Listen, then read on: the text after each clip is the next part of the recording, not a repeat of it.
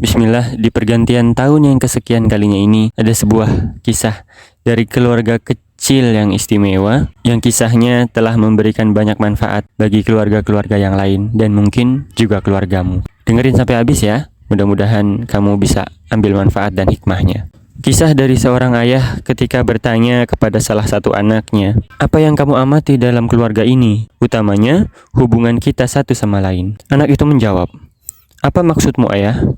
Sang ayah kemudian berkata kepadanya, "Maksud ayah adalah, apakah kita keluarga yang baik dalam menjalin hubungan kita antara satu sama lain atau tidak?" Anak itu kemudian berkata kepada ayahnya, "Ayah, apakah Anda mengizinkan saya untuk menjawab dengan jujur pertanyaan ini?" Sang ayah menjawab, "Ya, jujurlah." Anak itu kemudian menjawab, "Keluarga kita ini keluarga yang sangat baik. Hanya saja, untuk beberapa hal dalam 2 tahun ini, saya melihat ayah tidak memiliki pendapat yang sama dengan ibu. Kadang-kadang, bahkan sedemikian rupa terlihat jelas bagi semua orang bahwa ayah hanya ingin sekedar berbeda pendapat dari ibu. Perbedaan pendapat ini membuat kami menjadi tidak nyaman dan merasa bosan." Sang ayah kemudian berkata, "Kamu benar, tetapi ibumu juga sengaja berbeda pendapat dengan ayah tentang hal-hal tertentu." Ayah kemudian mengutip beberapa contoh untuk mendukung argumennya. Setelah itu, anak itu berkata lagi, "Ayah memang benar, tapi aku merasa tidak baik bila terus-terusan seperti ini." Anak itu kemudian berbicara kepada ibunya dengan cara ia berbicara kepada ayahnya. Setelah itu, seluruh keluarga mengatur pertemuan untuk membicarakan hal tersebut, dan kedua orang tuanya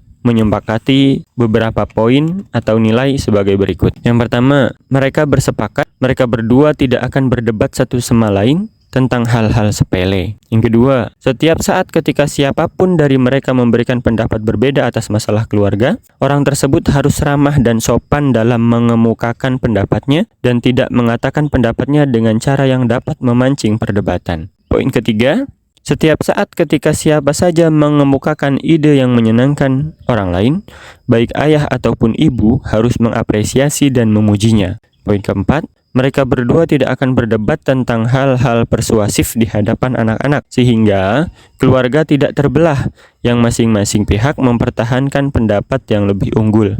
Itu adalah 4 poin akhir dari perjanjian mereka, yang membawa perubahan sangat luar biasa bagi keluarga mereka. Semua menjadi hidup bahagia dengan perdamaian dan ketenangan setelahnya. Setelah kejadian tersebut, sang ayah sering membincangkan kejadian ini dan menasihati orang lain atas kejadian tersebut, tanpa menyebut di mana hal itu terjadi. Banyak orang tua lain memperoleh manfaat dari hal ini.